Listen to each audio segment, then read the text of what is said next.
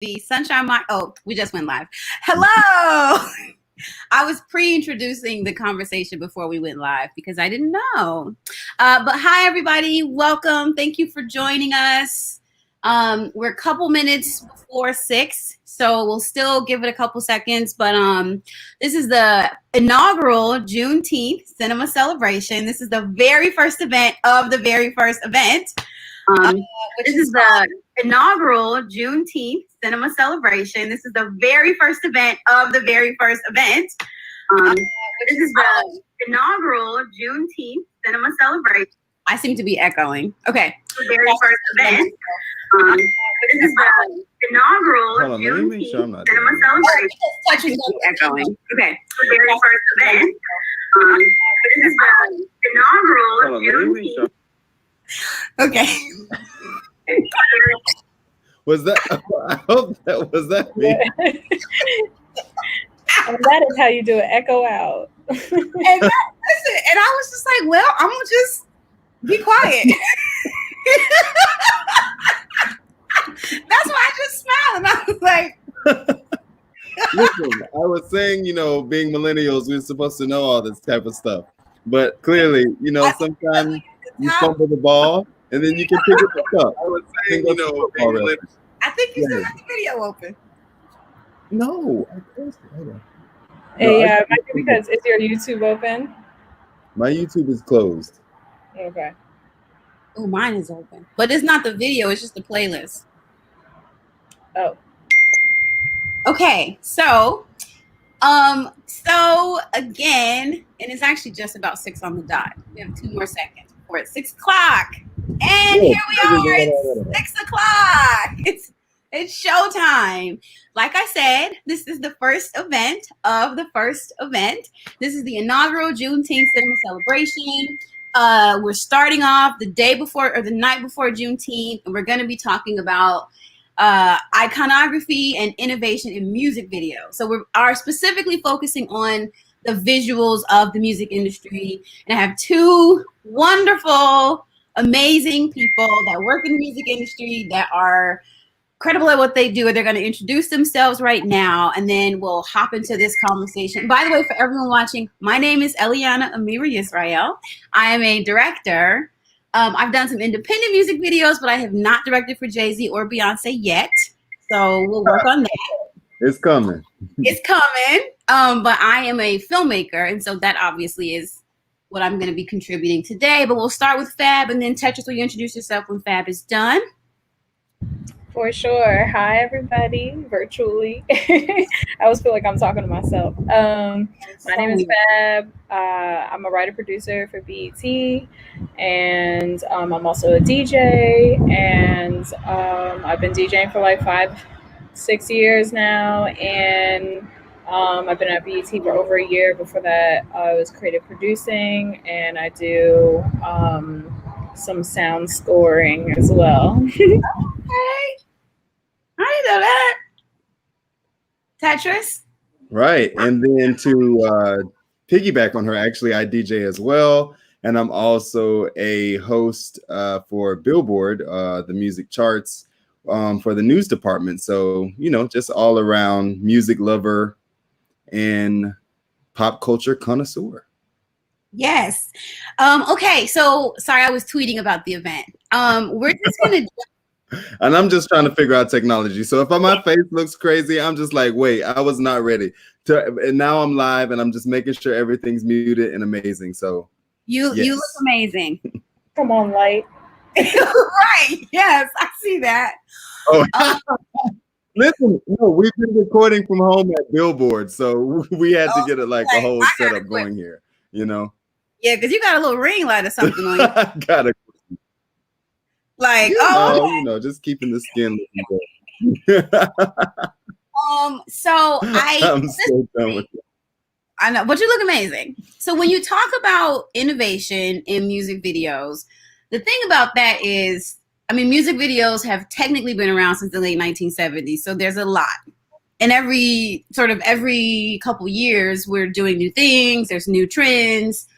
There's new people leading those trends, etc. So it was really, really hard to make a short playlist videos that innovated music videos or that provided us with iconic images, and it was really difficult to like narrow things down. But but we have a list of 16 videos, and we're just gonna go through them sort of one by one, discuss the images, talk about the moment, talk about the artist. And then first up, I chose Grandmaster Flash and the Furious Five, The Message. And I was actually gonna go with Sugar Hill Gang's Hip Hop. Now I can't think of the name of the song, which is crazy. I know what you were where you were going with that. Funny because that was made in the 70s. Like it was such a big jump from the 70s to the 80s, because all of the 70s videos were essentially just like recording them at a club performing the song. So literally the Sugar Hill Gang video, it's them at like a disco nightclub, and it's some dancers in front of them, and they're just like standing there with the mic doing it. And then you cut, and that was 78. And then you go 4 years, and then you get The Message, and now you've got story and editing and cuts, and I was like, wow, that was so, and you know, for 1982, I mean, it's a pretty, and then of course a lot of music videos at that time, you had all these like white rock and roll artists sort of leading the charge, and then I felt like The Message came in with this look of New York City, and hip hop was so new, it was such a new genre, and I felt like that video has kind of defined the basics of hip hop videos. I mean, for a while. We're just now in the last maybe, well, Hype Williams changed it up, but like that was the look of the videos, and it's still the basic look of a basic hip hop video. No, I agree 100%. You know, looking back and rewatching The Message, I was thinking to myself, like, videos still look like this. I don't feel like I'm necessarily watching some like crazy thing from another time. Right. The general feel of, like you said, a hip hop video still, you know, is there in its form. But what I will say also, I think I want to compliment them on, is really capturing the time period as far as not necessarily the edit style, but the look of that time period of being alive at that time. And just, I felt like it was almost like a time capsule in the way that music videos don't do that way. They aren't like that today.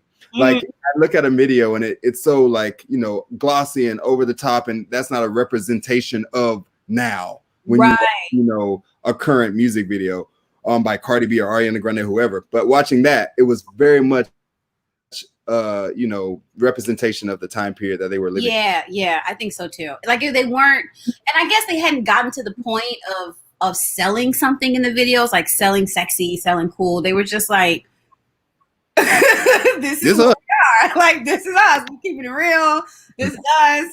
But it was still, you know, but there was still like sort of I felt like the story was more of just like a day in the life type of story was what we did in that video. And it was almost like very home video-y. I feel like. Yeah, like it was like your homeboy was recording you and y'all were like walking through the streets of the block or like wherever you were. Like they were filming outside of their homes or like the block where they went shopping. And it was just very like that was very Bronx. Like that was exactly what the Bronx looked like, and like all of the videos were just a representation of like where people lived.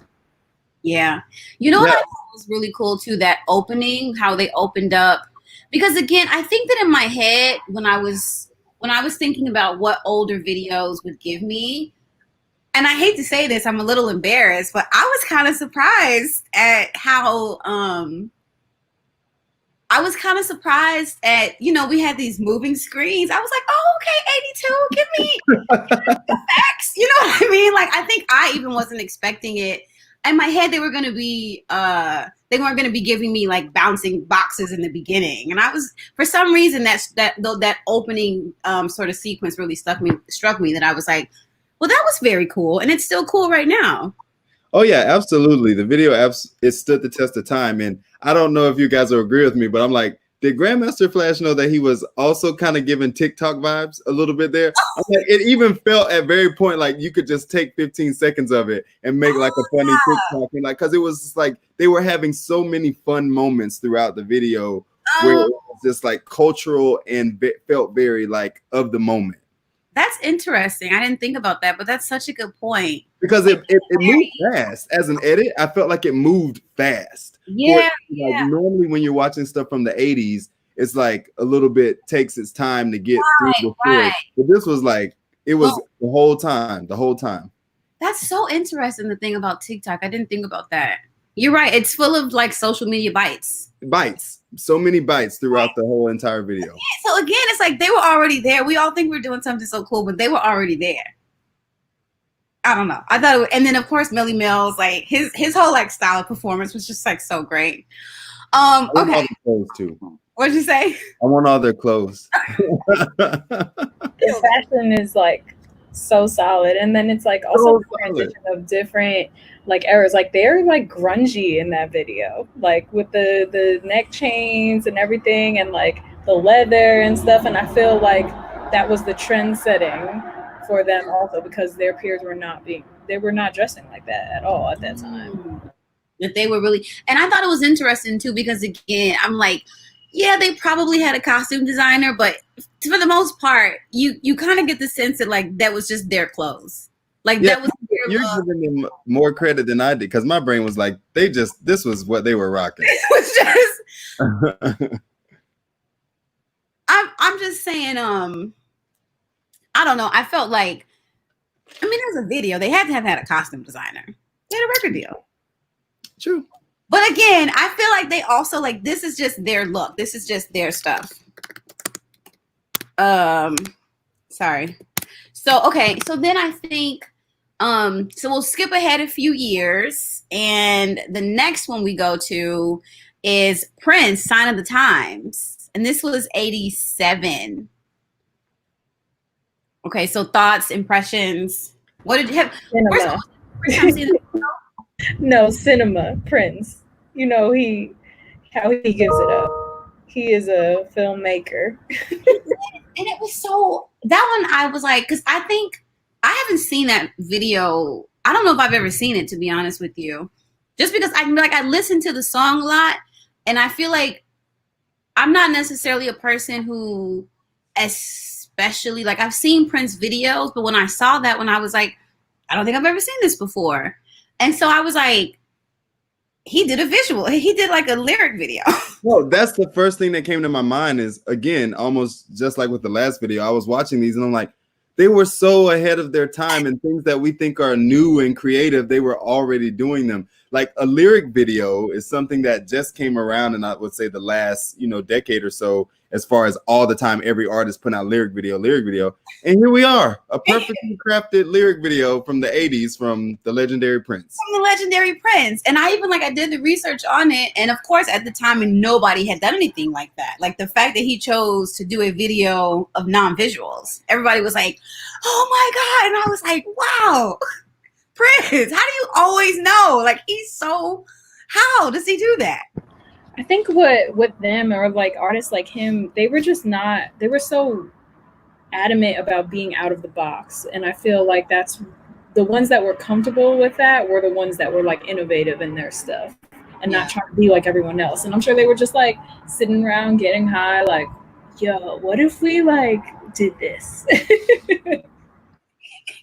No, I agree 100%. And I think another thing that we'll obviously talk about probably several times throughout the discussion, but is the message. Like the fact that it was always, and of course there's lots of messages in music today still, but it was so much more the norm, I feel like, in those times, to have, a message from the community and a message about the times we're going through. And it wasn't weird. It wasn't like a track off to the side for a charity. It was a part of mainstream culture to be able to talk about what's happening.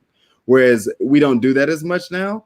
And I just really, really appreciate that, like, everything had such a message in it, including Sign of the Times. Yeah. Yeah. Which is fun. I mean, we'll get to some of the other videos that aren't necessarily messagey. And it was so funny. Like, it was actually, I initially started off with a very message heavy list of videos. And then I was like, well, I think you're shortchanging innovation that didn't come with the message, or you're shortchanging iconic visuals that didn't come with the message. But specifically for Prince, I do always feel like everything he did was a statement. And the fact that he in 1987 was just like no visuals and the work. And so that also makes you think too, like, because obviously editing techniques change and like those sort of things evolve. And when I was watching it, it's so it's such a, what's the word that I want to use? It was just so sophisticated. Like, I love the graphics that they do, and it all made so much sense. And then when I watched it, I was like, damn, I don't know what else, what is a better video for this? Like, he was like, this is the most important thing about this song. Yeah. You need to hear every single word that I'm saying. It wasn't just like, oh, hey, we haven't shot it. Because I feel like now the lyric videos are more like, we haven't shot a video yet, but here's like something to hold you over while we do. Whereas this was like, no. I want you to watch this and focus on the lyrics. Absolutely. That's the video. And then, of course, you see those same techniques now and today. So, yeah. So, okay. Thank you, Prince. And then we go to Miss Jackson, if you're Miss Jackson, if you're nasty, my girl. I have to tell you, right? Honestly, Janet is a visual, like, you could do 16 of her videos. Absolutely. And do iconic visual moments. I mean, Janet Jackson is like music videos. And so Rhythm Nation was, I don't know, I guess I was like, well, you kind of get both in this one. You can do a message for the moment and you get an iconic video. I mean, Rhythm Nation, let's stay strong. I feel like that is okay to have. I don't want to use the word fun, but like, you know, to have an upbeat message, like in the way that she did Rhythm Nation. It was such a, I mean, our parents, us, we all still dance and use that song in so many. I mean, I was headed to a protest the other day playing Rhythm Nation, you know, so it's just like, yeah, you know, just ready, you know, and I feel like I like that about this song specifically, is that it's such an iconic visual, choreography, message, just every single checkbox it hits, like everything. Yeah. And well, yeah. What about it, like, as far as the visuals though? I mean, none of us, I don't know how old you guys are specifically, but I certainly wasn't mature enough in 89 to be like, wow, this moment is da da da da. But I feel like for my whole life, I feel like before I really sat down to watch the video, I know the imagery of it, right? I know that black and white. I know that jumpsuit. And I think the jumpsuit with the hat is the most iconic part of the video. I think the wardrobe is what is the most iconic part of the video. Definitely the wardrobe. I mean, you get her, the hat, the whole look, and like that's what, you know, the Janet Halloween costume, you know, is. Right.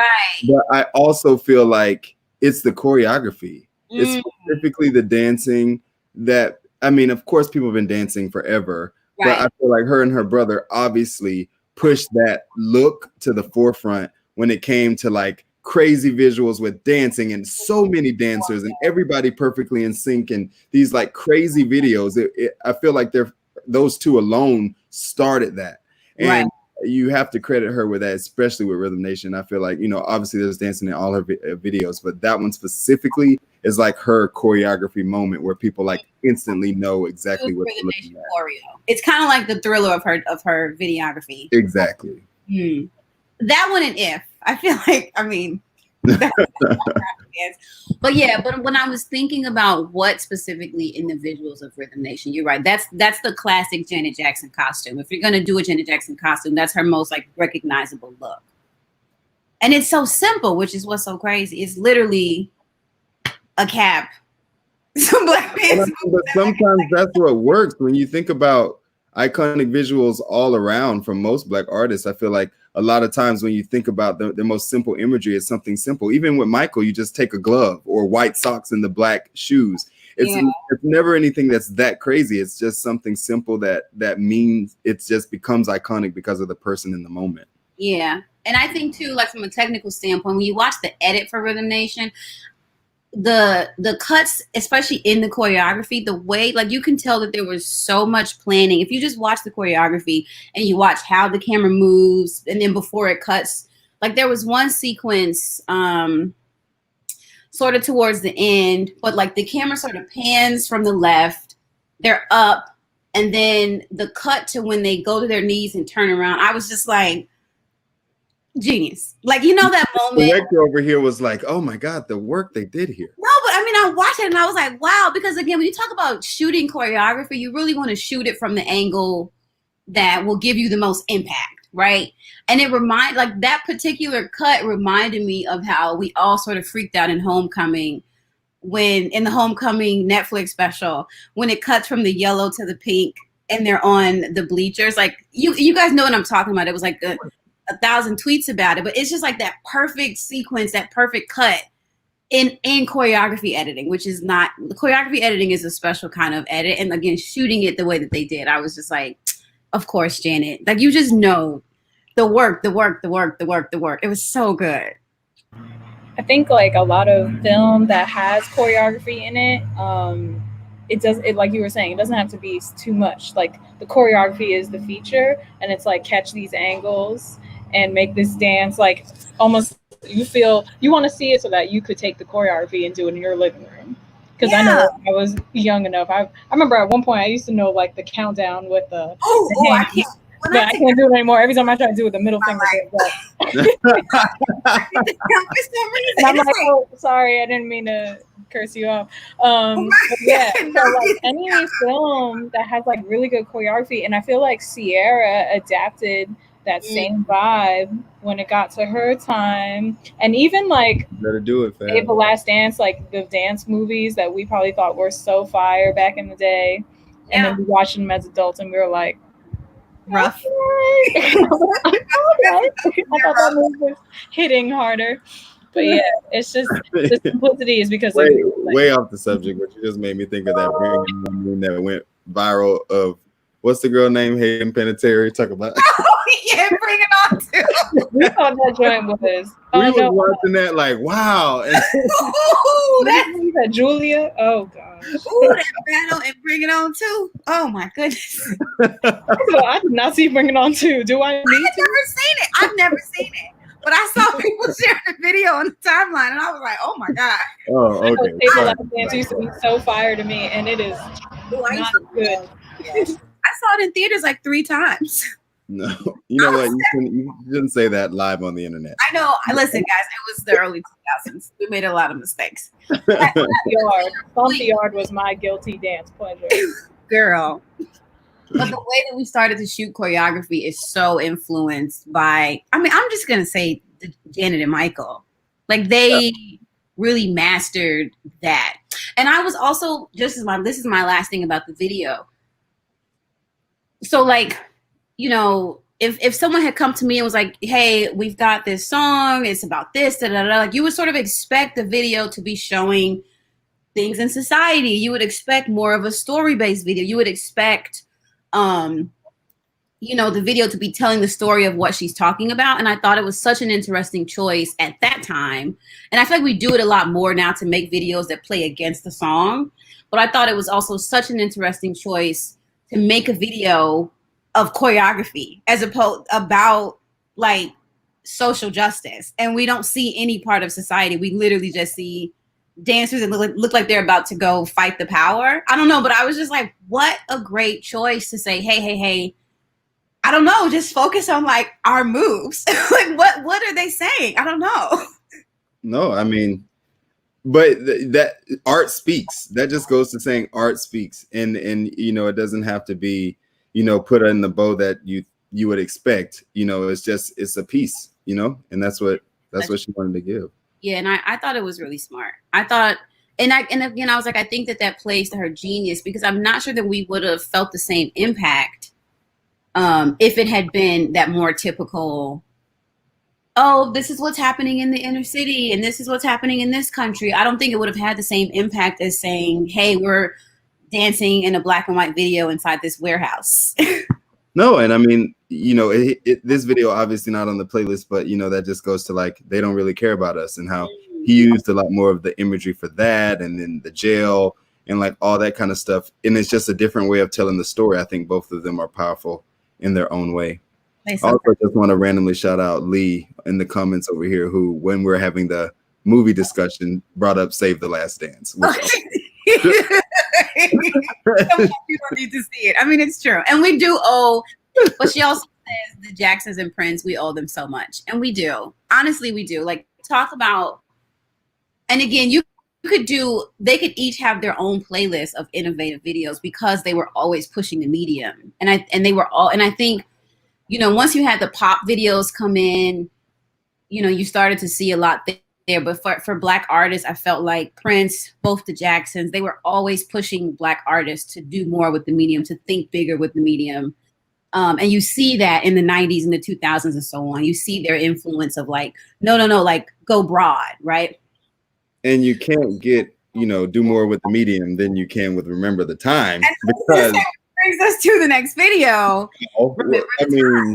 Where do you even start with that? It's such an incredible, iconic, memorable video, from the costuming to the storyline to the song itself. The comedy. Obviously, we've all taken moments from it as a Black culture and just really tried to analyze, like, okay, if this really happened, how would this go? This is so messed up. So but it's such a part of pop culture, and Michael has 100 of these, obviously, but it's just incredible that you can look at this video and be like, wow, like this was, a Black man doing his thing in such a time where everything about him was dissected, and he was still able to make such great art. Yeah. And actually, so again, you're talking about Michael Jackson. I feel like you would go with Thriller and be like, oh, what an iconic visual. And yes, obviously, but you have John Singleton directing this video, which I don't know for sure, but like definitely because the 90s is when you sort of introduce the superstar music video directors. And that really starts with Michael. Like that starts with Michael Jackson taking a feature film director and making this mini movie with a feature film. So it has that. I don't want to say that feature directors are more than music video directors, and now they're so intertwined, but at the time they were such different disciplines. And so to take a movie director and be like, hey, let's make this epic period piece movie of this like relationship situation. And then you have like actors in the videos that are, you know what I mean? Like it was like iconic special effects. Magic Johnson. Like, what are we talking about right now? First of all, I just want to go on record and say this is my favorite video of all time. Period. Seriously? Wow. Yeah. I used to be like, I would have given a pinky to be in that video as a dancer because it was just so much. But yeah, he made a short feature film. I wish did they release how much that budget was? Because it seems like and probably adjusted for inflation too. Hold on. Okay, once you adjust it for inflation. Let me try to wait. Like higher than that thing. I've done some research on all the budgets, like all the budgets that I could find, and of course I forgot. Because of course I forgot, but I remember that. Obviously, we know that him and Janet made the most expensive video to date when they did Scream, which means that Scream cost more than this one. But this had to be, this was a moment. And actually, this is one of the first videos that I remember. And it was such a strong, like this introduced me to Iman. I didn't even know who she was at first. So again, taking like all of these cameos, all of these people. And I feel like, of course, that was sort of at a time where we were all, okay, so it cost $2 million to make this video, which is interesting, because the first thing I thought said Jackson's record label would not release the video's budget, and I'm like, oh, because they probably. I bet they don't care anymore. Now videos are so expensive that they don't have to care about that anymore. But that's why I'm like, I'm not surprised by that. And $2 million back in '92, I think this was '92. Yeah, worth every penny. Big Remo says worth every penny. Literally every penny. The video has stood the test of time. You talk about how the message still today feels like a modern video. This feels like it could compete with the visuals that artists are putting out today. Oh, easily. They can't compete with him. What are you talking about? Him compete with them? I'm like, whoa, you got it wrong. But to the point of like nowadays, so many artists are doing big videos. Like at the time, we weren't getting these movies of music videos. Whereas now, okay, so it's not an official number. Where now so many artists are giving you these everybody wants to give you a big visual. And like, even with that, this one still is up there. It still competes. And you could put it out tomorrow and it's like, oh my God, have you seen? It would have the same kind of frenzy that Formation did. It would be like, every piece of it. We would just be dissecting it. But that makes sense. Official number, or roughly $2 million. I mean, nice. Iman and Eddie Murphy are starring in the video. It's interesting though, because there's no real, like, what was the return on the music video? Like, it's not like a movie where you go see ticket sales and then come back. Like, or even with YouTube, when you get concert, like, I wonder how they, like, the revenue was like, right? How did they calculated in that way? Which is probably why they didn't want to release the numbers. I guess it just at that time it would help to sell albums. Help to sell albums and the single on the radio, and I mean, help to sell singles. We would go in the store and buy the CD single as well. So it really serves us. It's the same return. It's the same return on investment, but I guess now they're making the money from views on YouTube as opposed to then they make the money from direct sales. Yeah, 100%. Oh yeah, Babe Raymond says, "Shout out to the makeup artist on set." And again, I'm thinking if you got John Singleton directing and you've got Michael Jackson as the artist, I know the makeup team was. I mean, again, you talk about makeup, costumes. I just switched to the video. I'm looking at it now, and God, that gold top that he's wearing. Again, it's like out of control. It's so simple, but this gold top with that gold feather overpiece of like a vest. I mean, so simple, but we the whole time, like, we see him, he's this like shining. And imagine somebody coming up in your house like that with this gold top. It's like, sir, could you sir, this is my house. First of all, I'm not even wearing a shirt. So like, could you maybe not? Man, no. Iconic Jackson. Like, his hair was just like this bob. What a bob. Okay, so we could go on and on and on about Michael. I feel like everybody needs to sit down and put this video on a big screen and really just like take it in. If you haven't done that in a while, sit down with this video, because I know there's a lot happening. There's so many videos that we watch all the time. Like, sit down and rewatch Remember the Time on a big screen and see how impressive it is, outside of how entertaining it is, and our new reading of the story. Because we were all used to be on Michael's side. Now it's like, Michael, that was a little rude. It was rude. That's a little rude. And then I'm going to say, now we move a couple years ahead to Tupac and Dr. Dre, California Love, which is actually a song that I hate and can't stand. His Bob. But I know, I'm sorry, I've never liked it. It's okay. Speak your truth.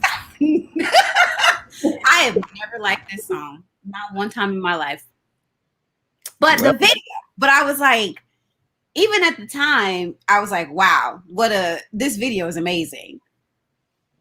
Yeah, no, it's incredible. And I don't know, I'm sure you know this, but I just recently found this out, that it was like almost accidental in the way that their shooting location happened to be really close to Burning Man.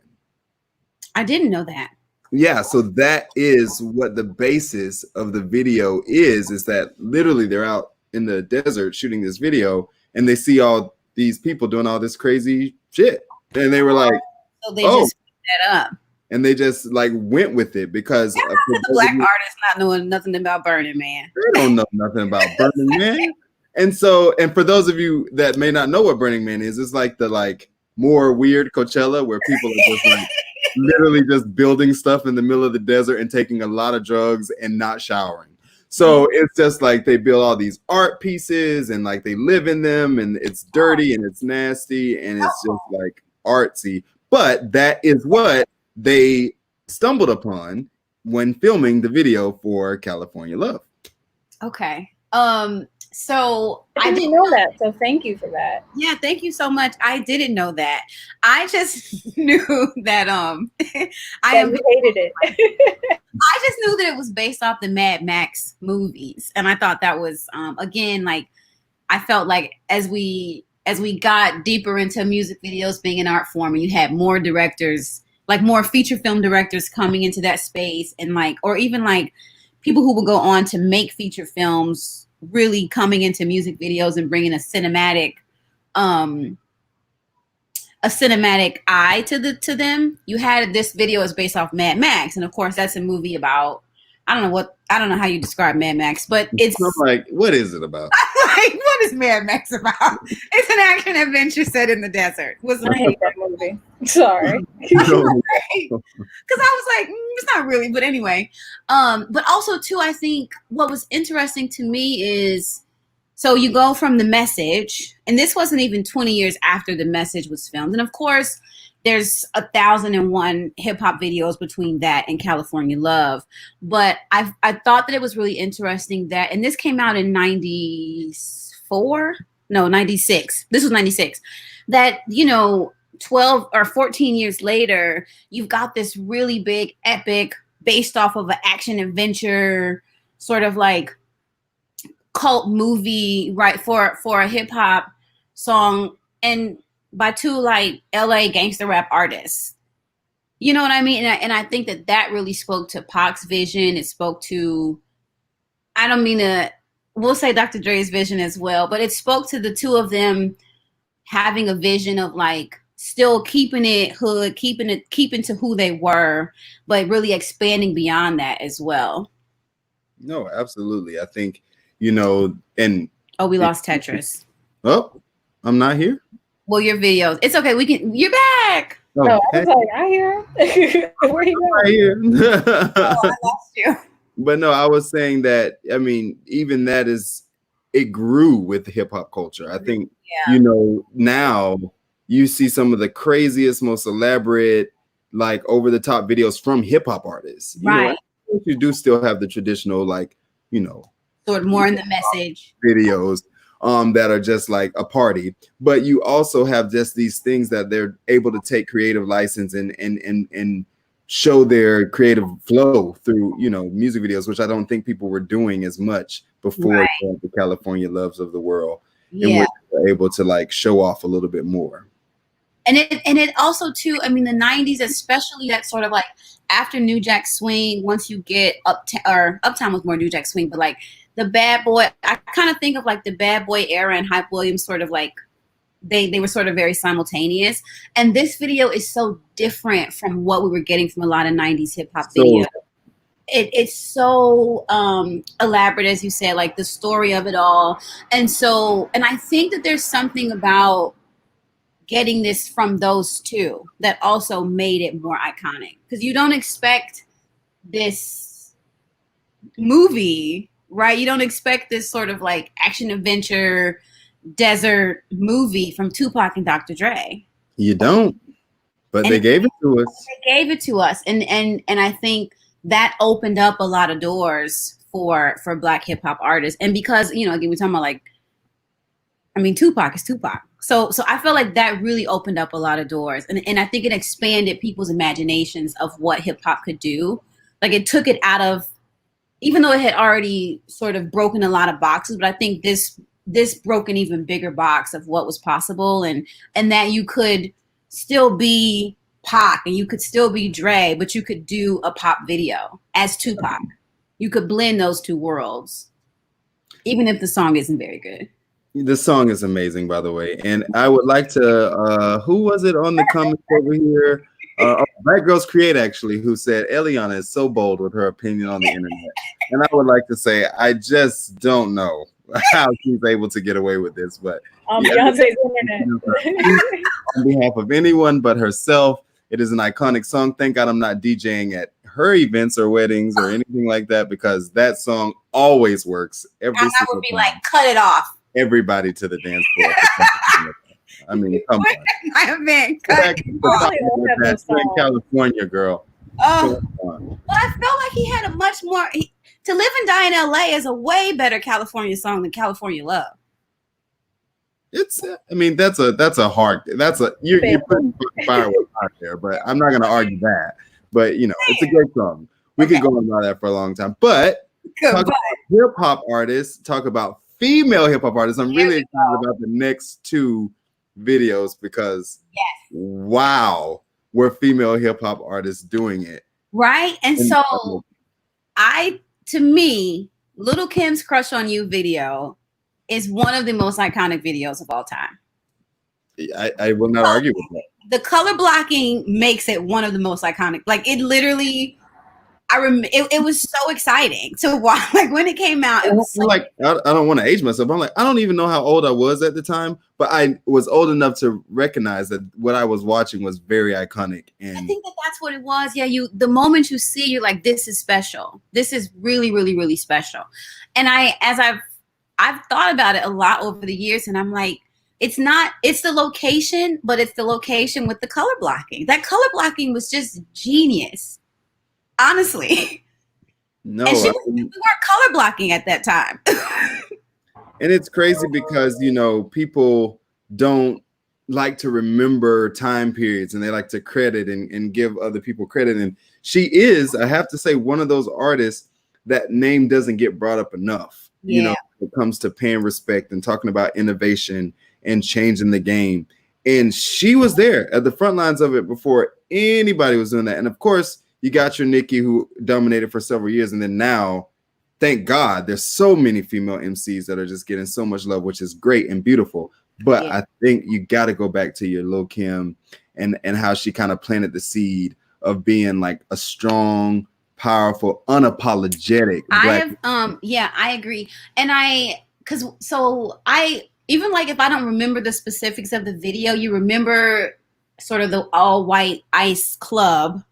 Yeah, and you remember like you say, the colors. When you watch it again, you see that it's not. And so again, it to me sort of does that dichotomy that we got with California Love of, I mean, we see the Timbs, like it's still so New York. It's the Timbs, it's jerseys.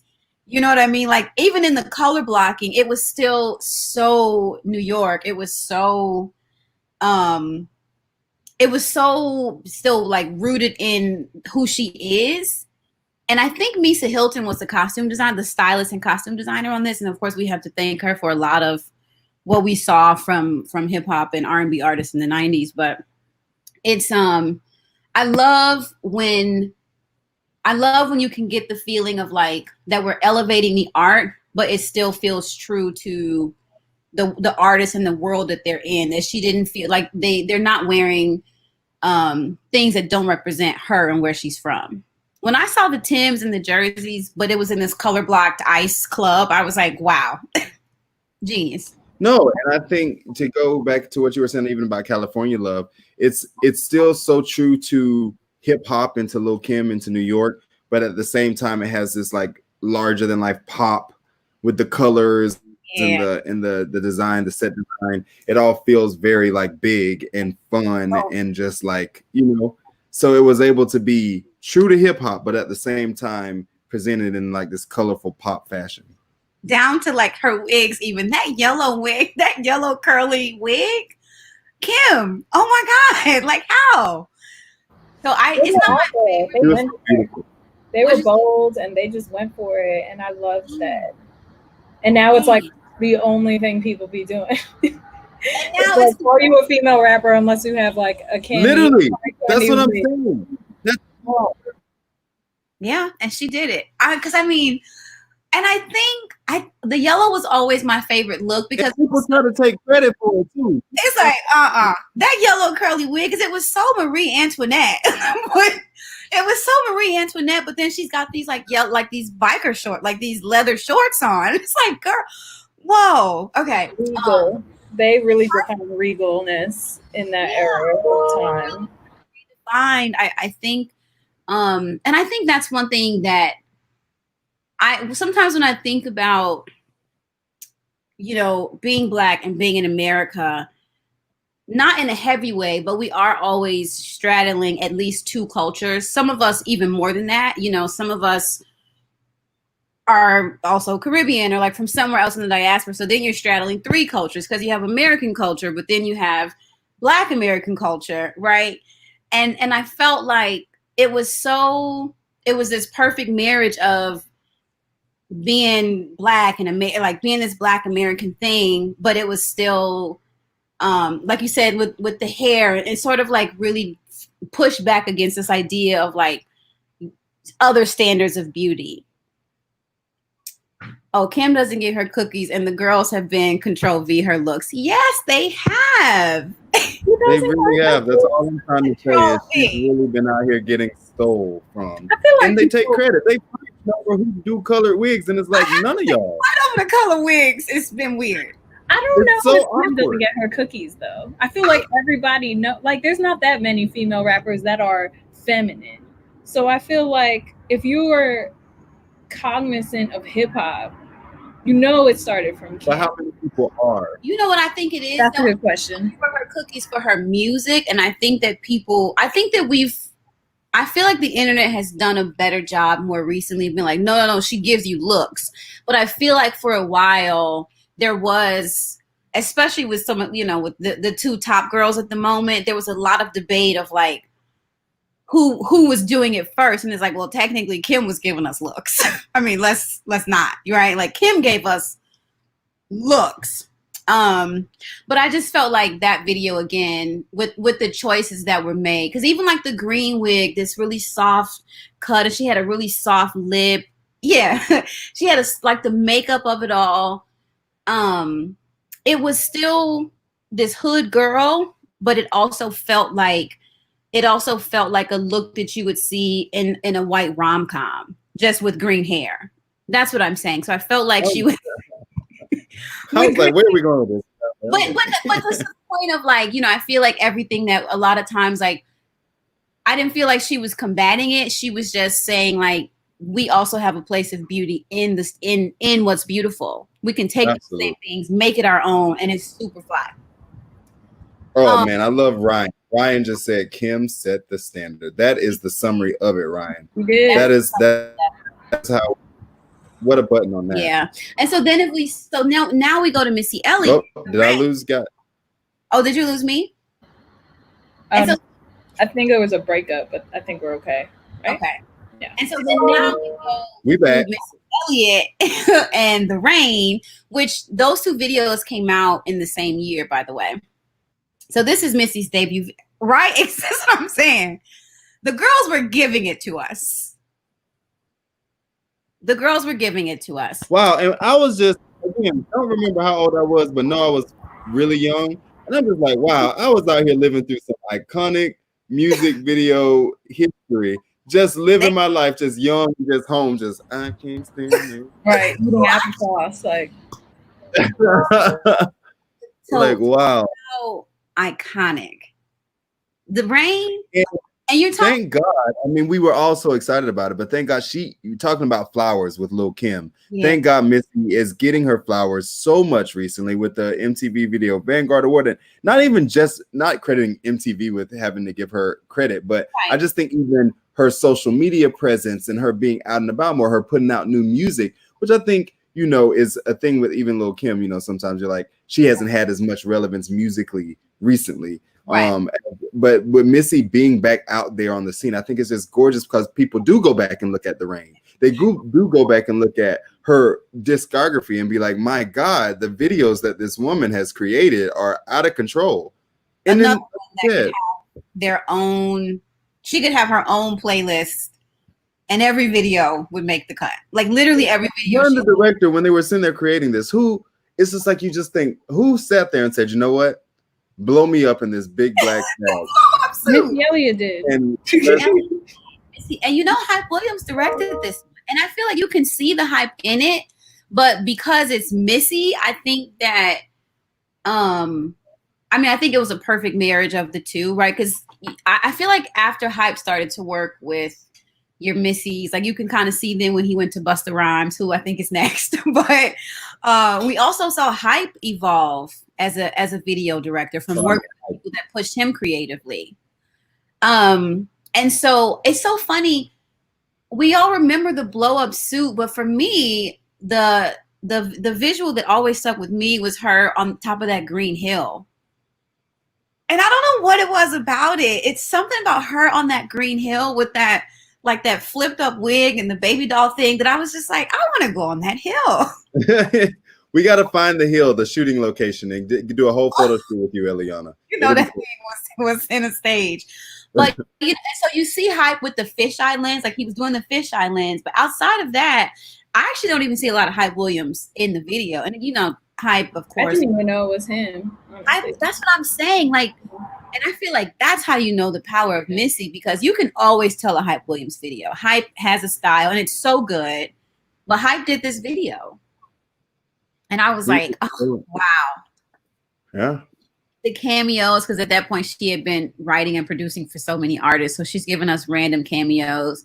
But I think the blow up suit with those glasses, the glasses with the studs on them. Like, I need some of those glasses so bad, Missy, please. Yeah, please. This era is just so aged so well, also. Yeah. And then I was gonna say about like Kim's. I remember when Kim came out with her little, titty out, and it was such a controversy. And now it's like beyond the norm. Everything is so well. Remember Diana Ross? It's like you just had me thinking. It's like, is your titty in? Wow. Right. Like, who don't have their titties out? But oh my God, I remember even me when I watched it at home, I was like, like when I saw her walk the carpet and she just had the one titty out, it was just like, oh my God, that's so cool. We thought it was Diana Ross shook it. I was like, oh my goodness. History. I mean, Memo says it was the sunglasses. Yeah, the red sunglasses. Interesting. Right. And so I feel like for everybody, there's something in that first Missy video. We all have like the thing. Portia said she was Little Missy Muffet. Did she really? I mean, she was though. So maybe it was the Little Miss Muffet of it all. I was like, wow. I am done. I am cooked. About her on that hill. I was like, wow, that's so cool. But yeah, I thought it was really, because I didn't know Hype Williams did it either. But then once I rewatched it, I was like, oh yeah, I guess I see it with the fisheye lens. That's the only Hype Williams that I see is that fisheye lens. Oh, go ahead. I'm gonna go out on the limb and say that he didn't shoot the choreography. Like he ain't the director for Rhythm Nation. Let's just put it like that. And again, it goes back to like shooting choreography is not something that you should take. Like, it is not an easy task to make the most of choreography with a camera. It's not an easy thing to do. It's a whole different skill set. And like, there's so much happening that. But I just wanted to point that out so that we can really like appreciate when we do get great cinematography on choreography, because it's not easy to do. It's not easy to cut or edit these sequences. But one thing that y'all were talking about that I feel like is a great transition is you were talking about titties out, and I'm like, talk about titties out. This Janet Jackson. Don't do Janet like that. Bust around. On her titties. I'm not in a negative way. I wasn't even talking about the Super Bowl, mind you. Oh, okay. I was talking about the music video. You did her so wrong. Because that was not where my mind wasn't even there. Okay, you talking about the video. Okay, I'm fine. talking about the video. Because again, you're talking about no matter how I grew up and what I like now, as a young boy, I was just like watching this video with Janet Jackson being like you're just shocked. You're just like pre-adolescent and just in awe. And I feel like Janet is so beautiful in that video visually, the way that, I think it was before we were really doing like all kinds of crazy effects. It's the special effects. It was all about the special effects and them turning and morphing. And it was just like so creative and ahead of its time as well. And then again, if you want to credit hip hop, because we're not just talking about black videos, we're talking about this is a hip hop video. It's not a Janet video. This is Busta's song featuring Janet, and he just went there with the visuals for what's it going to be. And it's so interesting. There's you could. I mean, again, Busta Rhymes is an artist who has a videography that, you could pull any of his videos and really get like interesting, really fun, great stuff. But the special effects on this one and the budget on this one, I want to say the budget was $1 million. At the time, it was the most expensive video, if not one of the most expensive hip hop music videos made. And a lot of it was, it was all in the effects. And I could see that. For you guys, when you think about the effects of this, what's the one that stands out? I think it's going to be the same thing for everybody, probably. The melting for me. The melting. With the band, right? Mm-hmm. Oh, just the melting in general. Well, like, yeah, I'm actually scrolling through right now so I can say the time code for the part I'm talking about. Yeah, I think when the band comes out of those like silver liquidy walls and then they start marching and then Busta's this, I don't even know, a head. Like he was just like a head with a body, a tail attached to it floating over them. And then he morphs into his own self as the band leader. That's it. That's it. That's the shot. That's it. That's the moment. And I mean, that and her breast, I feel, are very... Her breasts are superb in this video. They're superb. They're out of control. It's literally, to me, I'm like, you can't get more iconic than that. But it's like, I feel like at the time, Janet was also just having her own kind of transition in the way that she was becoming not just like Michael's little sister that is this dancer pop star. She was like, I mean, she already wasn't Michael's little sister. I'm saying, but she was always 10 years before this video. But I'm saying she still was then, to me, still more pop. I feel like the beginning of her career, even through Rhythm Nation, even though it still had hip hop and R&B undertones, she still was not like, I wouldn't have said like the hip hop girl or the girl to go to for this. Sure. Okay. I think at the start of this, she became this more sexy, forward hip hop icon, kind of person. This was sort of at the tail end of the Velvet Rope. And Velvet Rope, she had the song with Q-Tip, and she had I Get So Long. So yeah, I think I could see that her music had taken a more deep R&B tone. Absolutely. That's what I was saying. So when you look at her look in this video and this picking this collaboration with Busta, I think it also is a transition there in Janet's career. Yeah. So actually, Ryan says that it was the melting too. I think for all of us, I feel like when I think about what's iconic the most about this video, it's just the melting into these new things. The melting was so incredible.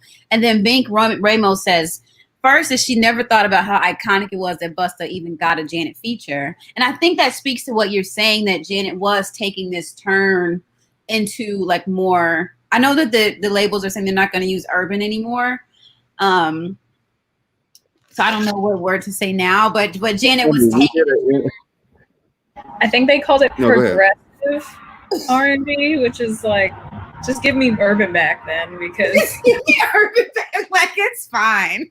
Yeah, it's like I was wondering, because even today at Billboard we did an interview with the Black Eyed Peas, and will.i.am he described something. He's like, and then it's a very urban track, and I'm like, well, since he's black, can he say urban? I'm like, what are we doing with this word? I'm like, everybody, let me know. I have to say, urban. I'm a little confused right now. And it could be like I'm literally from an urban city, so I'm especially like, I don't know.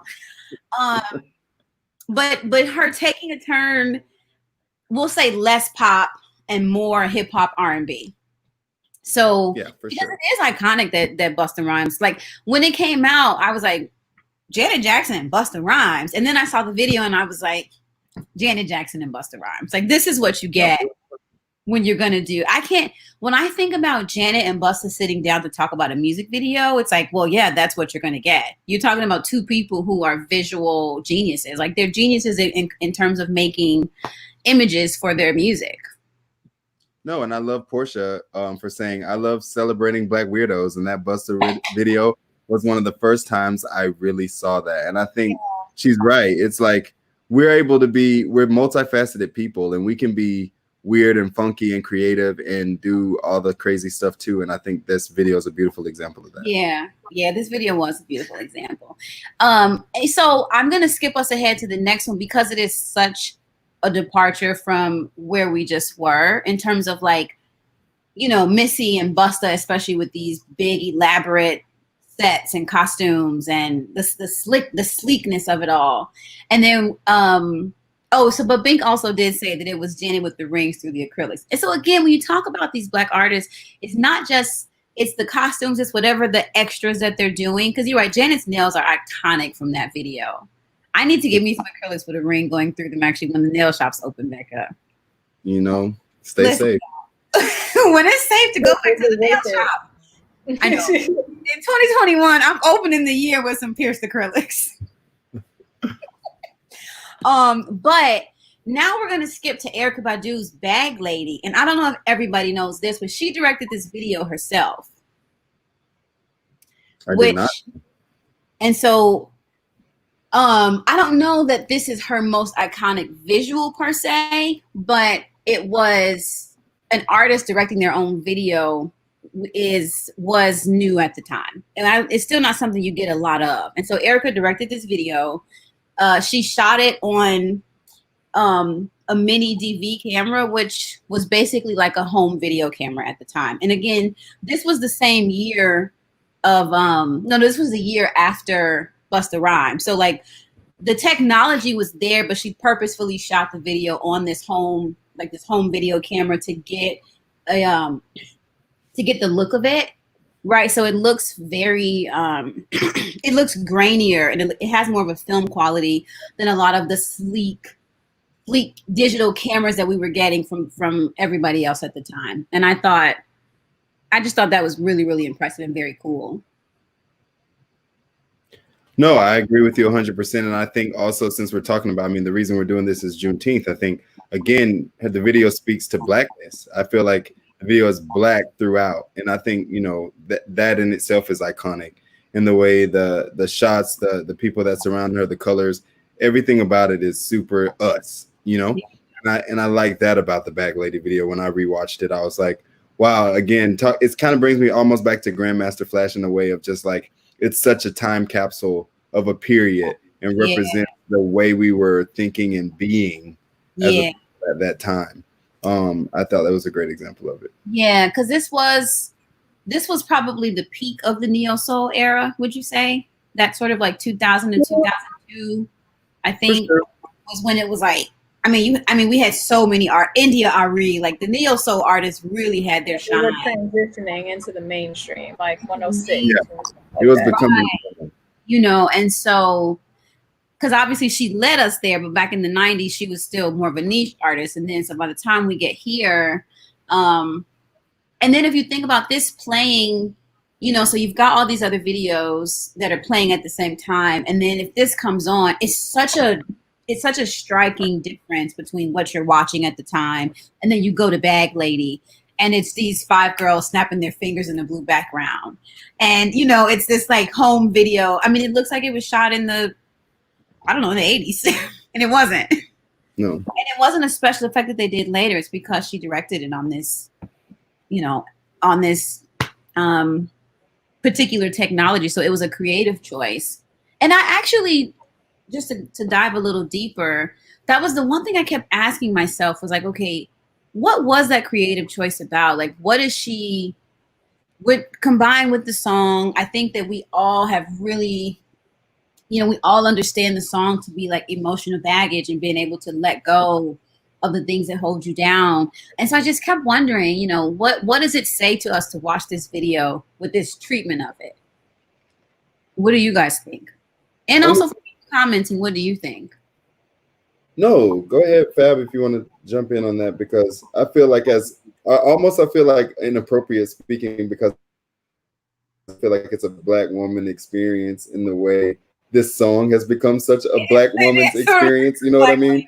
And it's like, but I do agree that the visual.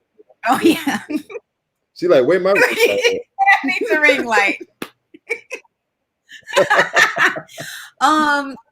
We're like, hold on real quick. Let me try to get a little set up to my phone. Let me go and get a little ring light, please.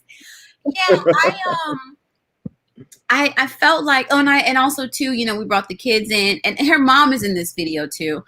I thought watching it, and of course, I haven't talked to Erykah about this, so let's get her on the line. And let's get Erykah in here, please. Anything we say is just going to be a guess, but just as a viewer interpreting it, I think that as a viewer, when I watch it, it instantly feels simple, and not simple in like an insulting way, but I think that there's something right, but it feels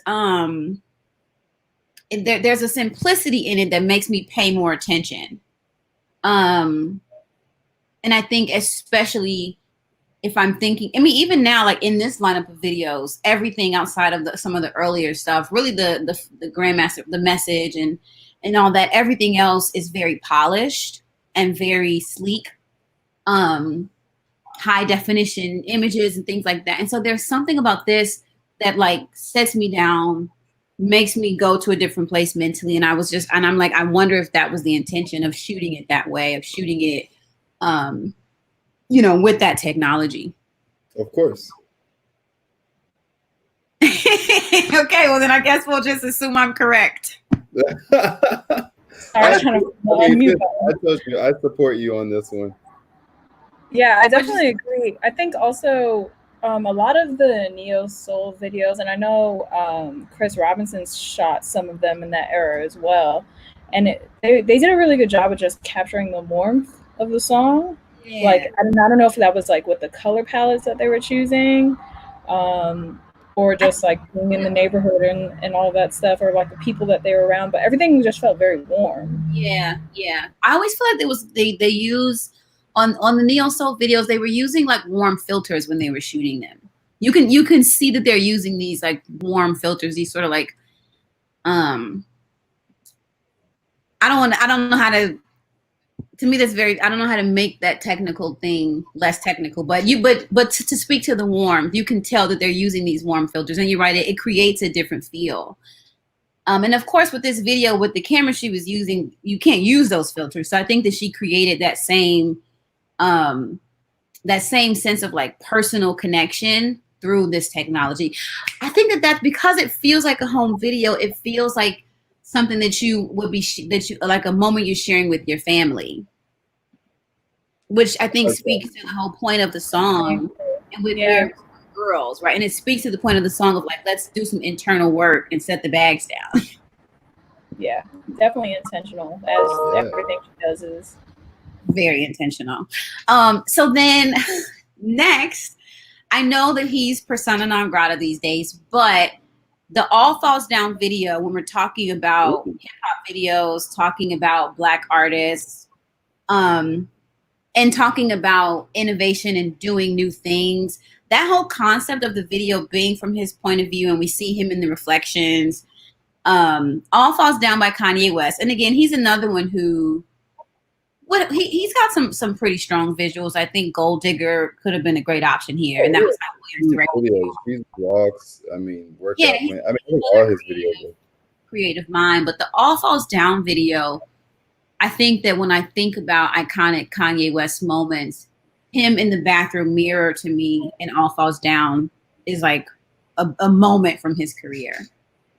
I mean, we all know, if you had to say what you had to say about California Love, I strongly do not like Kanye West. But but with that being said, I will say that I think the video is incredible in the way of its storytelling, and just again different uses and creative visuals. Not only the bathroom shot, but even, I know it's like, oh, I guess I've seen that in other things, but even him going through the security with the skeleton shot, where he's like, it's just like, it was his mind, and just like coming up with different ways of telling this story through a very heavier song, And I think overall, I think this is what Kanye, when people say they miss the old Kanye, if you will, I think this is what they're talking about, this kind of creative, humble, smart, artist.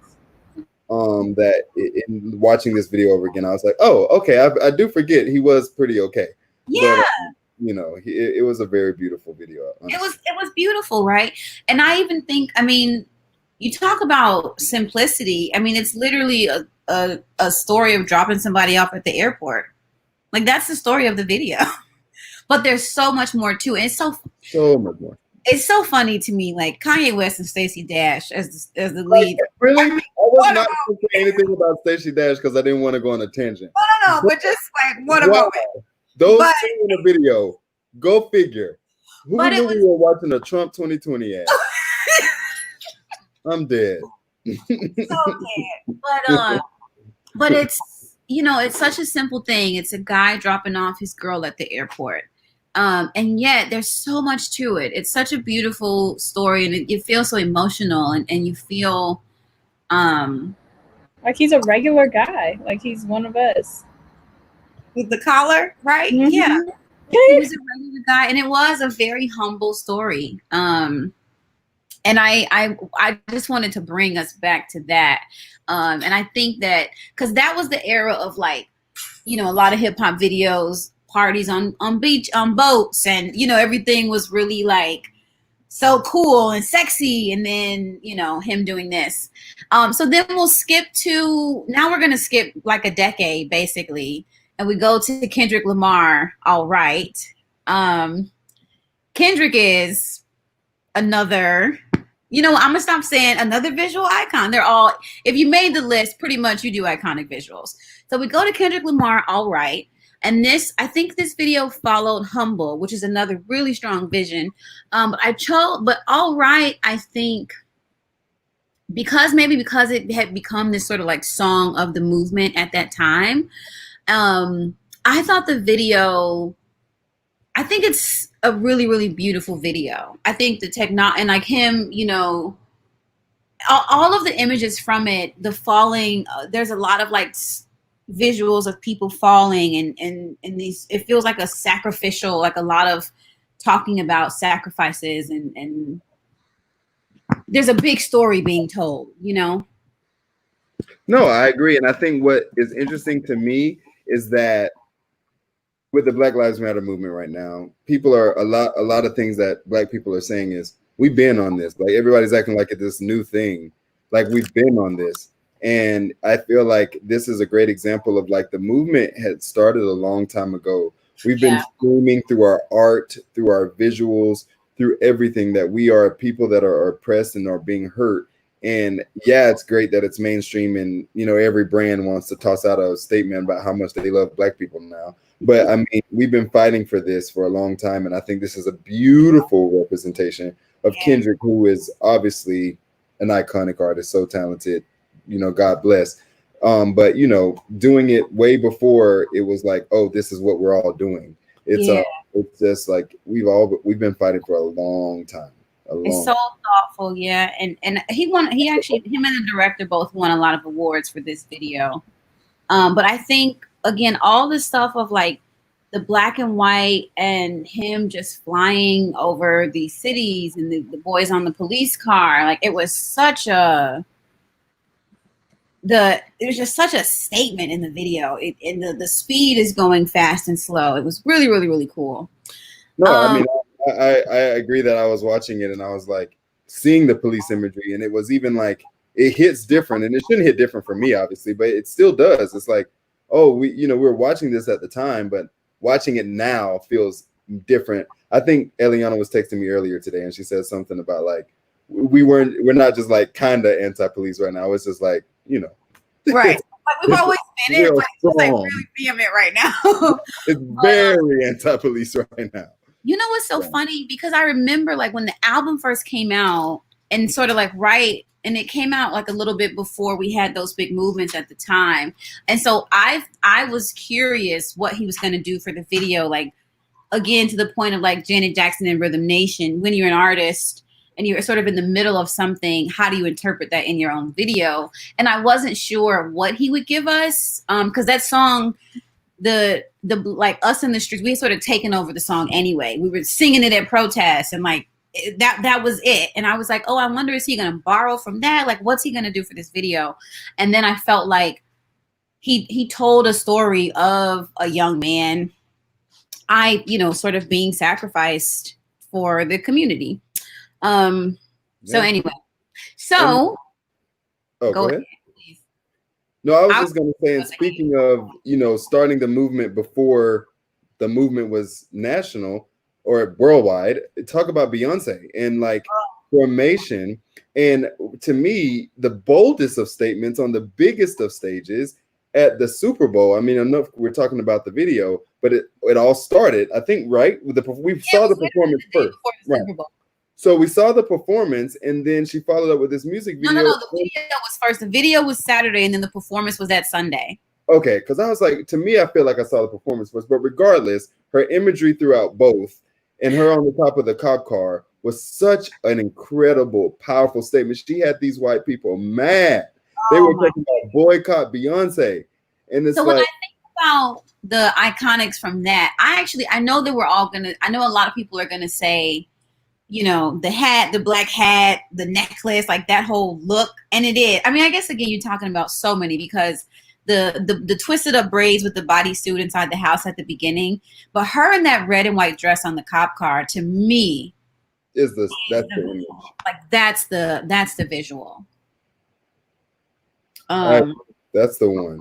That's the one right there, right? And they shot that on the soundstage here in LA. And I read an article from the production designer talking about how they had built this lake and they had like, you know, she was really intentional about the houses that they built around the water structure. And you see it, right? Like if when you go to the end and she's just on that car, like it's such it's very random, but if you've been to Universal Studios and taken the tram tour, it's actually that big water lake that's out there where they put the car and she was on top of it.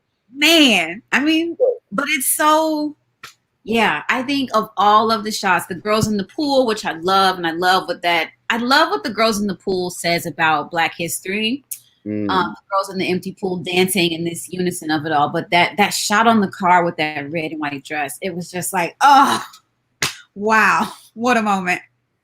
And her moments continue, and I feel like, you know, she's always done now for Black women, for Black culture in general. You know, that is the forefront of what she's pushing, and I think it's beautiful to have someone like her in our pocket or on our side that's representing us visually and not feeling the need to please the masses, and instead, you know, do stuff that's a message for us, by us, you know, that tells our story. Yeah. And you know, we can all appreciate Beyonce for that. And then you have her sister that's doing it in a completely different way. And that's also us, and also speaks to the heart of Black women and our culture. Yeah. And I think you can tell that like they're both artists that kind of like in the same vein as the two Jackson siblings. The two Knowles siblings are both artists that really take the art of music videos very serious. Right? Like you can tell they're both always thinking about how they can push the medium. Bink Ramos says to go back to Formation, the blue and the other girls running around, like the joy of those Black children in Formation is the image for her. Yeah, and that made me feel very warm too. That was beautiful. But when I think about the Knowles siblings, I think that they both are artists that think of their videos as a separate piece, right? Like the videos are not, like the videos are their own thing, and they're thinking about, like we're not just showing up to shoot a video. There's a lot of thought that goes into what the images are going to be. Like education. It's like they're trying to educate, they're trying to inspire. It's way more than just like, here are images to go with my words. Right. It's not just, and even though it ends up being cool, it's not just about being cool.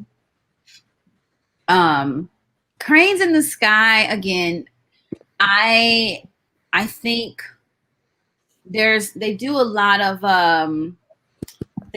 zooming in and out on her on this sort of grand staircase. And I know you could probably go, so I felt like for this one, outside of all these really interesting costumes, the camera work behind it in this video to me is sort of a superstar.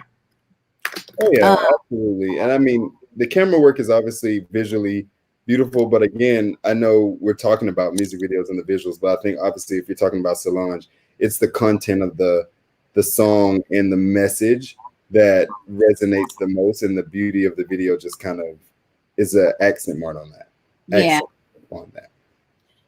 And I know Solange and her husband directed, I think she did 2 videos off this album, right? She did this and Don't Touch My Hair.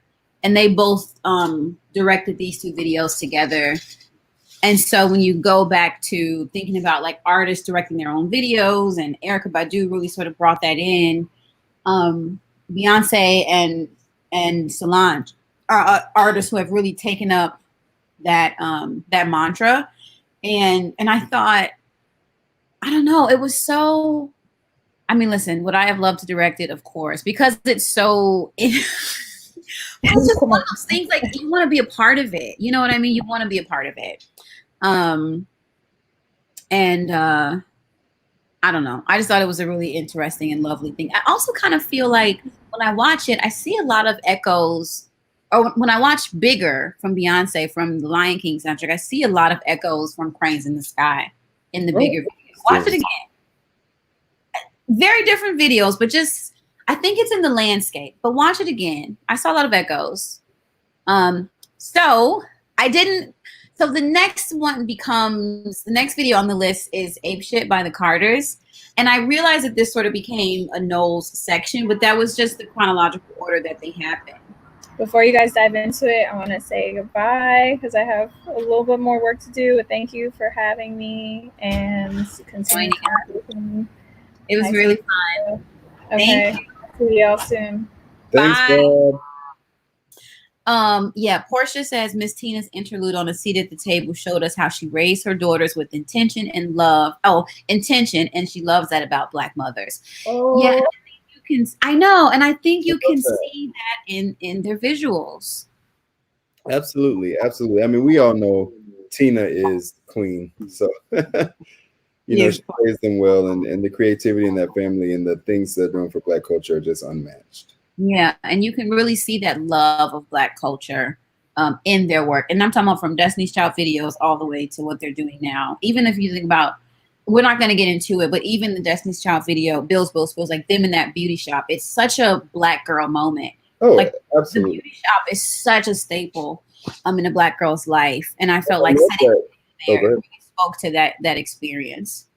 Yeah, and I love that, really transitioning when you're talking about Ape Shit. It's like we're now graduating and talking about Black culture, not the traditional Black culture, but let's put Black people in places that we deserve to be, that are powerful, that are supposed to be bigger than us. Yeah. But let's go in there and take over because we're Jay-Z and Beyonce, and we're going to be in the Louvre doing whatever the hell we want to do because we are art. And I think that is that is so creative. What a statement!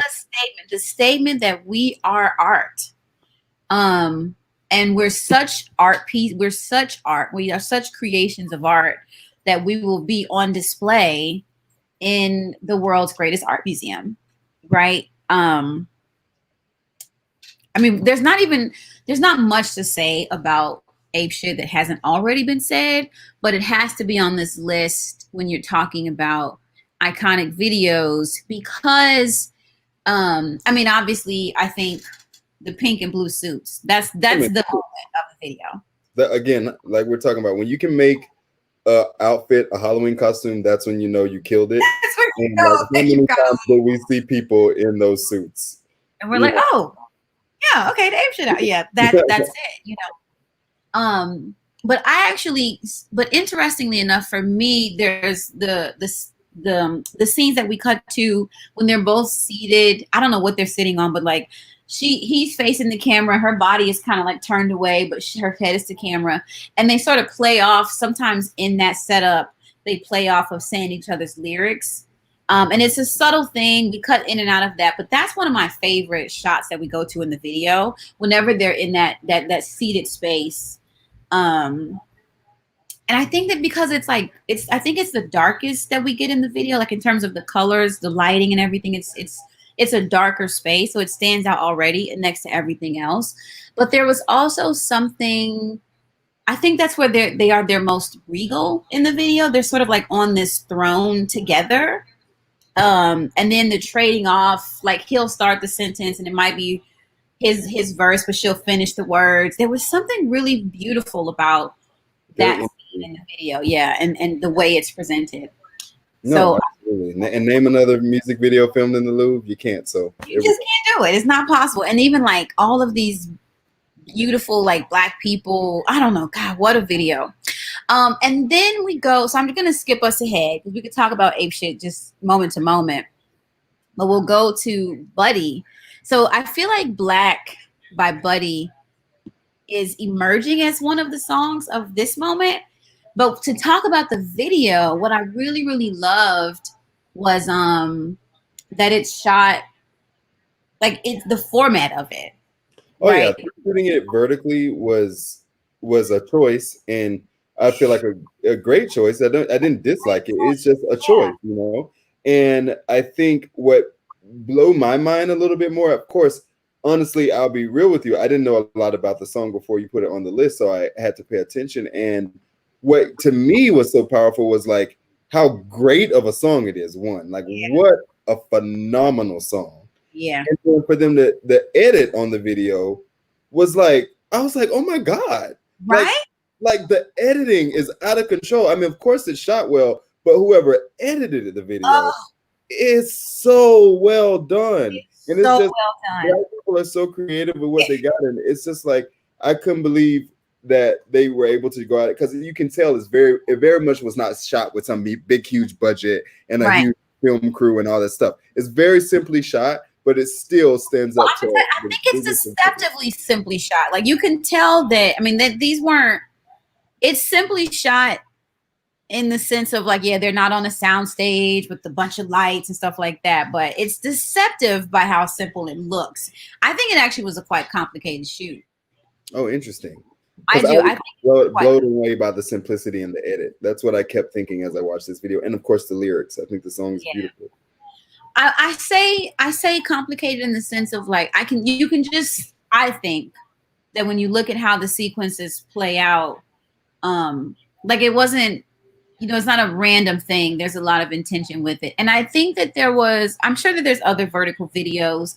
And actually the funny thing is the visuals that have become more viral from this video are like of dancers who have done choreography videos to it. So I think that we know those images more for the video than the actual video itself. But I felt like making it vertical, it to me, it spoke to just like youth, and it spoke to that it's always like younger people that are going to be pushing. I feel like younger people are quicker to abandon traditional things.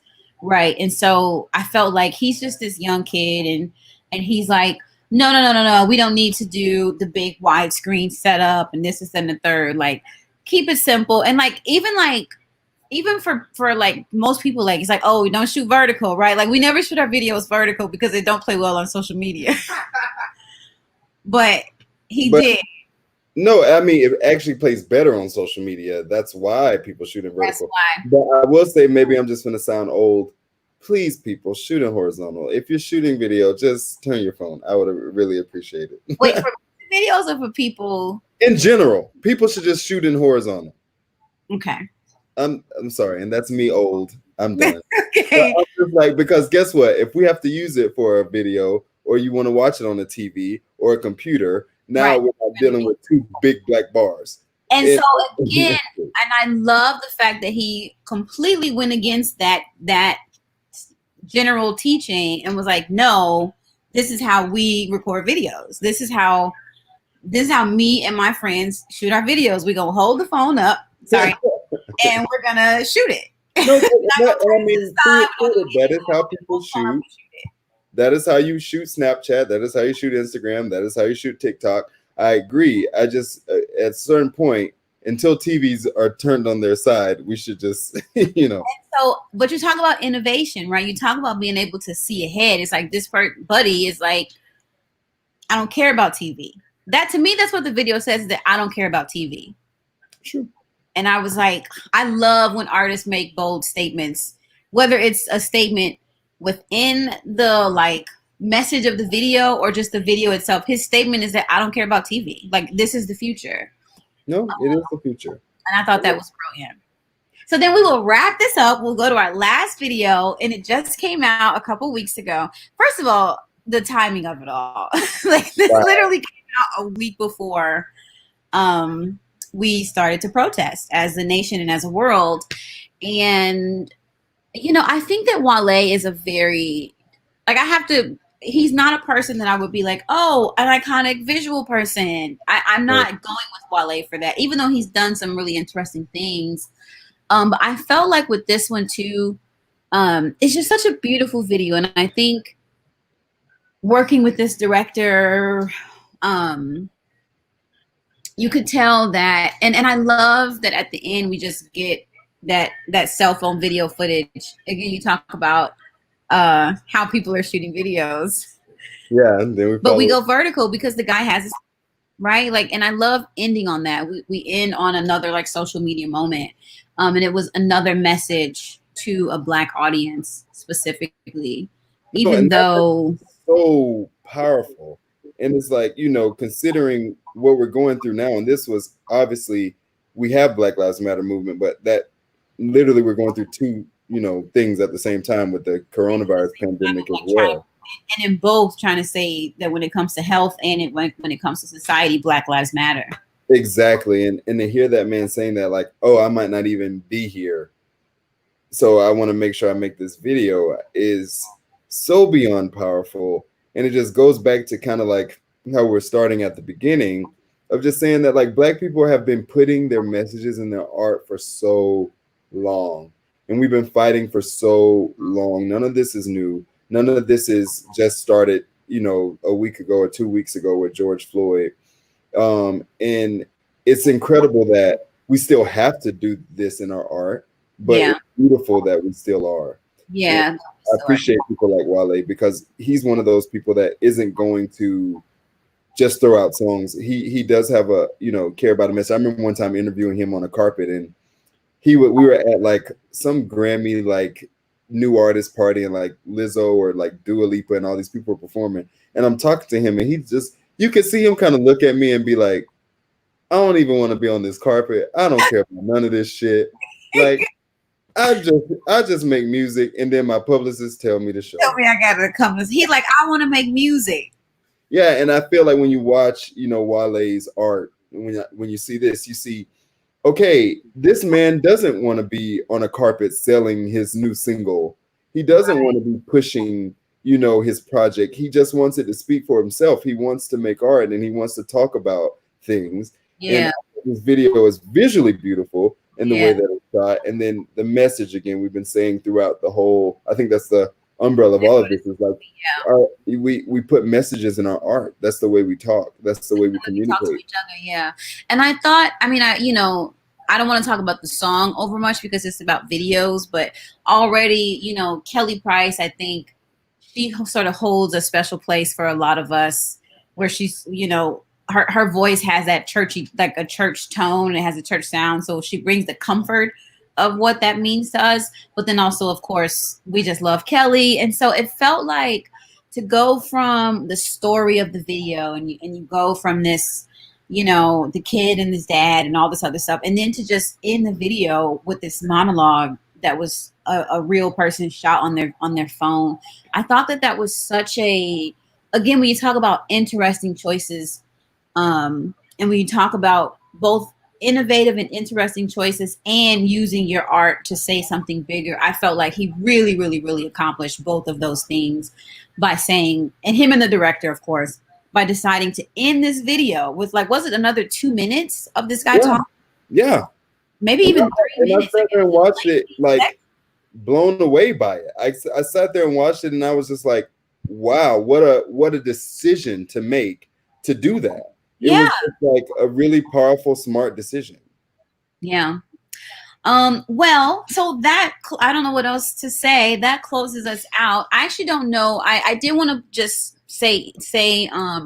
acknowledge the director of that video, because the one thing about music videos, though there are a lot of Black artists, there are not a lot of Black music video directors. Many of the videos, there are not a lot of Black music video directors. And so the young man who directed this video, Kirby Jean Raymond, is, and I think it's important to just know him. If you can keep up with his work, do so. I'm sure he'll have more coming out soon. But I thought that Kirby and Wale, they did a really beautiful job of making something that felt like it was for us, even though, interestingly enough, a lot of the video was following this young white man. But it was still for us. But it was still for us. It felt like it was for us, and they did such a great job putting it together. So we will wrap this up now. Thank you for everybody who's watching. Thank you for everybody who participated in this conversation with us. If you haven't watched the videos, do so. Sit with them. Playlist. Watch the playlist. Give yourself some time to really admire, to really like appreciate what these Black artists have brought to you. These are all people who don't just make music. These are all people and videos and artists who have really put a lot of thought and intention into how they wanted to present it to us visually and what they wanted to say visually. So I would definitely say spend some time with that. And again, thank you so much for coming. This was the first event of the inaugural Cinema Celebration, and it was amazing. And that's so cool. No, thank you to all. I want to say thank you to all the people that commented. You guys are hilarious. I felt like I had a whole group of friends over here watching along with us. So thank you to all the people that watched and commented, and thank you to Eliana for inviting me to be a part of this. There's nothing I love doing more than talking music, and to be able to do it for an important cause and meaning. Very appreciative. Thank you, Eliana, for planning all the things you're planning for Juneteenth. We should celebrate Juneteenth in the biggest way every year. So thank you, Eliana, for this. Woo! So if you want to participate, we're going to be doing screenings all weekend. You can go to sunshinemoxie.com and see the full schedule. You can get tickets there, and that ticket will give you the link to where to screen the movies that we'll be showing this weekend. And we'll be tweeting out the links for the different discussions that we'll be doing through the weekend. So thank you again for being here. Please go to sunshinemoxie.com. You can follow Tetris and Fab on Twitter and Instagram. They are both Black thinkers working in the music industry, working to I don't know what they're working to do, but I was just gonna say I just feel like they both are there and they're working to create space and to uplift us in that realm and in that space, and that's amazing. So make sure to follow them. Black Girls Create is co-hosting this whole weekend with me through my company Sunshine Moxie, and so we're just gonna be doing some really fun things for Juneteenth and really intentionally appreciating what we as people have brought to motion pictures. So thank you and good night. Bye. Thank you. Bye.